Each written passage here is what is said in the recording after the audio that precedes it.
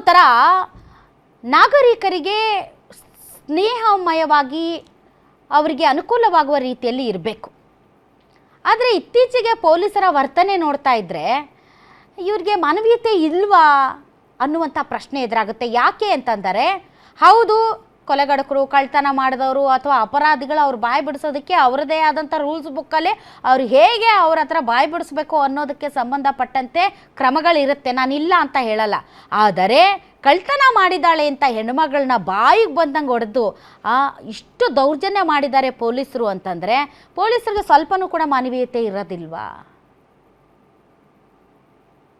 ಸಾರ್ವಜನಿಕರಿಗೆ ತುಂಬ ಅನುಕೂಲವಾದಂಥ ರೀತಿಯಲ್ಲಿ ವರ್ತಿಸಬೇಕು. ಅದಕ್ಕೆ ಪೊಲೀಸರಂದರೆ ಅವ್ರು ನಮ್ಮವ್ರು ಅಲ್ವೇನೋ, ಅವರೇನೋ ಬೇರೆ ಗ್ರಹದಿಂದ ಬಂದಿರೋದಾರೇನೋ ಅನ್ನೋ ಥರದ ಭಾವನೆ ಸಾರ್ವಜನಿಕರಲ್ಲಿ ಬರುತ್ತೆ. ಯಾಕಂದರೆ ಅವರು ಕೊಡುವಂಥ ಇಂಥ ಶಿಕ್ಷೆಗಳಿಂದ.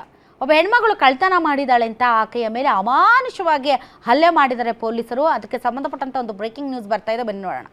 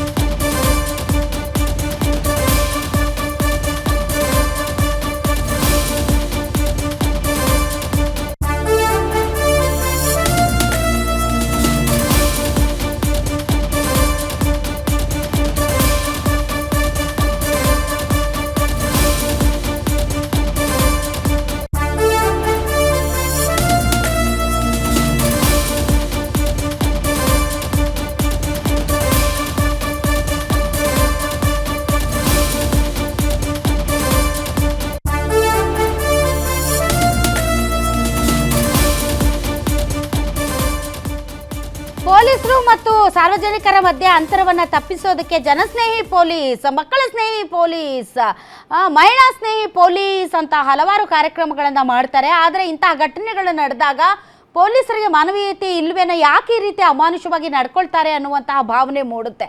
ಕಳ್ತನ ಮಾಡಿದ್ಲು ಅಂತ ಆಕೆ ಖಾಸಗಿ ಅಂಗಗಳ ಮೇಲೆ ಮನಸೋ ಇಚ್ಛೆ ಹಲ್ಲೆ ಮಾಡಿದ್ದಾರೆ ಪೊಲೀಸರು.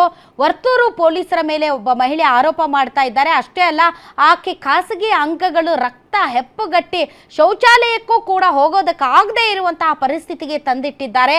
ಹಲ್ಲೆಯ ತೀವ್ರತೆ ಬಿಚ್ಚಿಡುತ್ತೆ ಆಕೆಯ ವೈದ್ಯಕೀಯ ರಿಪೋರ್ಟ್. ಮೆಡಿಕಲ್ ರಿಪೋರ್ಟ್ನಲ್ಲಿ ಆಕೆಯ ಮೇಲೆ ಪೊಲೀಸರು ಯಾವ ರೀತಿ ಹಲ್ಲೆ ಮಾಡಿದ್ದಾರೆ ಅನ್ನೋದು ಸಾಬೀತಾಗ್ತಾ ಇದೆ. ಆಸ್ಪತ್ರೆಗೂ ಕೂಡ ದಾಖಲಾಗಿದ್ರು.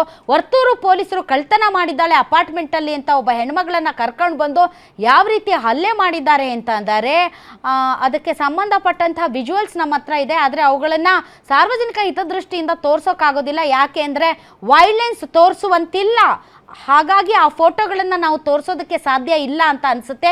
ಯಾಕೆ ಹಿಂಗೆ ಮಾಡ್ತಾರೆ ಪೊಲೀಸರು? ಯಾಕೆ ನನಗೆ ಗೊತ್ತಿಲ್ಲ. ಅವ್ರ ರೂಲ್ಸ್ ಬುಕ್ಕಲ್ಲಿ ಇದೆಲ್ಲ ಇದೆಯಾ ಅಂತ.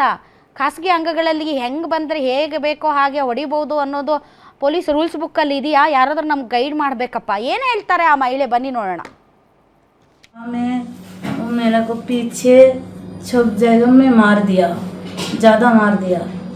मेरा नदिया डिस्ट्रिक्ट में गांव है, कालीगंज में थाना छोड़चाट घर बाड़ी है। मेरा इधर काम पे आया, फिर उधर काम पे गया, मेरा मैडम का रूम पे झाड़ू देगा, फिर 100 रुपया ले लिया। फिर मैं मैडम के पास जाएगी तो देगा ना, फिर वो नहीं जाएगी तो पहले बार ही बोल दिया तुम मेरा रिंग चोरी कर लेगा, 4 लाख टका दाम है, तो तुम कैसे लेगा? उसको पुलिस में पास में दे दिया। मेरे को अच्छा मार दिया। वो पाँव में वो मेरे को पीछे छुप जगह में मार दिया, ज़्यादा मार दिया। मेरा नदिया डिस्ट्रिक्ट में गांव है, कालीगंज में थाना छोड़चाट घर बाड़ी है। मेरा इधर काम पे आया, फिर उधर काम पे गया, मेरा मैडम का रूम पे झाड़ू देगा, फिर 100 रुपया ले लिया। फिर मैं ಕಳ್ತನ ಮಾಡಿದ್ದಾಳೆ ಅಂತ ಬೇರೆ ರಾಜ್ಯದ ಹೆಣ್ಮಗಳು ಕೆಲಸ ಮಾಡ್ತಾ ಇದ್ಲು ಅಪಾರ್ಟ್ಮೆಂಟಲ್ಲಿ. ಆಕೆಯನ್ನು ಕರ್ಕೊಂಡು ಬಂದು ಆಕೆಯ ಗುಪ್ತಾಂಗಗಳ ಮೇಲೆ ಭಾರೀ ದೌರ್ಜನ್ಯ ಎಸೆದಿದ್ದಾರೆ. ಅಂದರೆ ಮೋಸ್ಟ್ಲಿ ಬೆತ್ತದಿಂದ ಹೊಡೆದಿದ್ದಾರೆ. ಆಕೆ ಶೌಚಕ್ಕೂ ಹೋಗದೆ ಇರೋ ರೀತಿಯಲ್ಲಿ ಆಕೆಯ ಮೇಲೆ ದೌರ್ಜನ್ಯ ನಡೆದಿದೆ. ಮಾನವ ಹಕ್ಕುಗಳ ಆಯೋಗ ಏನಿದೆ ಮತ್ತು ಮಹಿಳಾ ಆಯೋಗ ಏನಿದೆ ಈ ವಿಚಾರದಲ್ಲಿ ಗಮನ ಹರಿಸಬೇಕು. ಎಸ್, ಪೊಲೀಸರಾಗಲಿ ಯಾರೇ ಆಗಲಿ ಮನುಷ್ಯರ ಮೇಲೆ ಈ ರೀತಿಯಾದಂತಹ ಕ್ರೌರ್ಯ ಸರಿಯಲ್ಲ.